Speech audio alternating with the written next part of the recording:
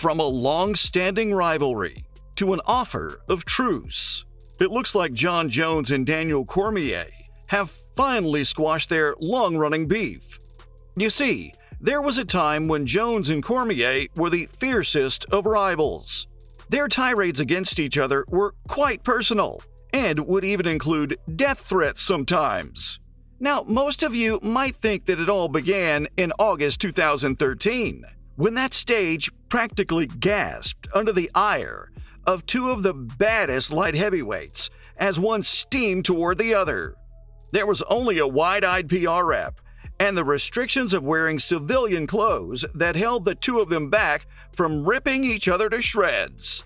But the history of this beef between the champ and the undefeated challenger runs much deeper than you think. It's physical, it's personal, and it's pretty emotional. To fully understand this long-standing beef, we have to travel back in time, all the way back to 2010. Lady Gaga had us all hooked on Bad Romance, and the Burj Khalifa had just opened to become the world's tallest building. Crazy times, right? And the once unbeatable champ Brock Lesnar had just lost his belt to a young chap called Cain Velasquez at UFC 121. It's backstage at this very event that a young Jon Jones, who was slowly making tides but not yet a champ, met Daniel Cormier, a former Olympic wrestler who had just made a massive splash in the Major League MMA with a 62-second victory over Jason Riley. And in case you didn't know, Jon left quite the first impression. He claims that the whole story behind their beef is extra silly. As another African American in the sport, he went to Cormier with a big smile on his face, thinking he'd just go over and say hello, strike up a conversation, just how one does. But Jones tried to break the ice by claiming he bet he could take him down. Now, according to Jones, Cormier was offended that Jones didn't know who he was. And from that moment on, Cormier decided there was a beef between them. This was just a guy trying to strike up a friendship with another fellow in the sport. But Jones said if Cormier wanted a beef between them, then it was fine with him. And although Cormier remembers this exact exchange, his interpretation of the entire incident is a little bit different. He claims that he never expected Jon Jones to know that he was an Olympic wrestler, but he did have one problem, which he stated: how do you break the ice with someone by insulting them? Cormier felt that Jones was looking down on him and making derogatory comments, which obviously didn't sit well with the guy. I mean, they barely knew each other. Honestly though, this whole thing feels like one giant misunderstanding that just kinda spiraled out of control. Maybe Jones was just being friendly, trying to make a good impression, and maybe Cormier reacted a little too sensitively, taking offense at something that was probably meant to be a joke. But hey, I wasn't there, so who really knows? And although it started in 2010, the turning point came 3 years later during a media event to hype up UFC 178. It was the event in which the two were originally scheduled to fight. Cormier and Jones posed for a face-off. The event wasn't anything out of the ordinary at first. Just another run-of-the-mill stare-down for a slew of cameras. But then, something snapped. These stare-downs can be tense, and tension can just as easily boil over. As Jones and Cormier butted heads nose to nose, Cormier shoved Jones in the throat, and Jones reacted with a punch that missed. Then he dove forward for a takedown and took both of them flying up the stage, where they started tussling until security had to pull them apart.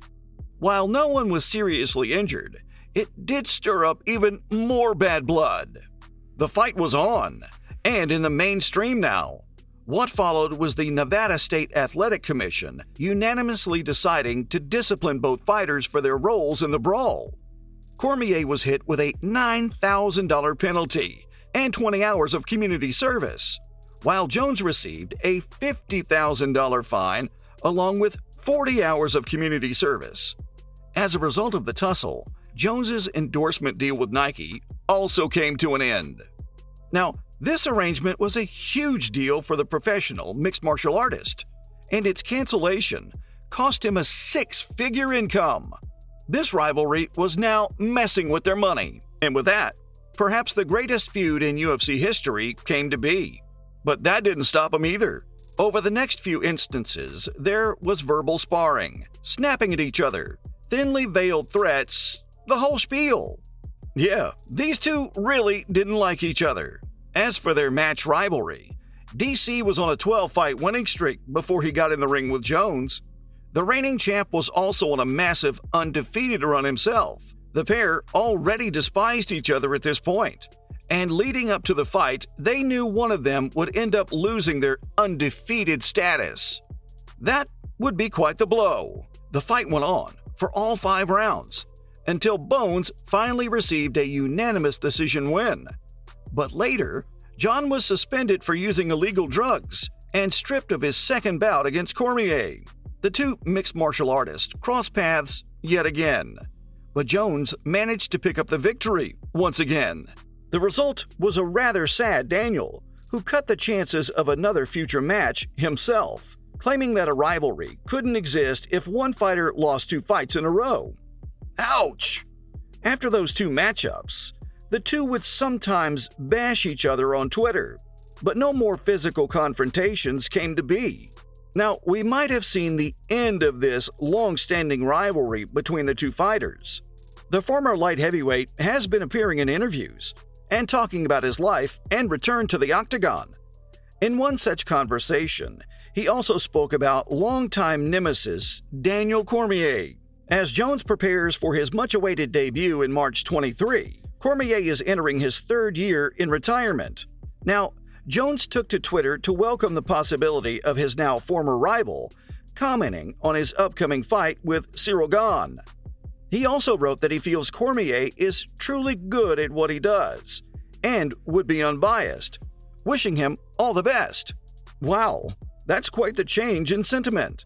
The current commentator for the UFC got wind of Jones's compliments and decided to respond through a video on his YouTube channel.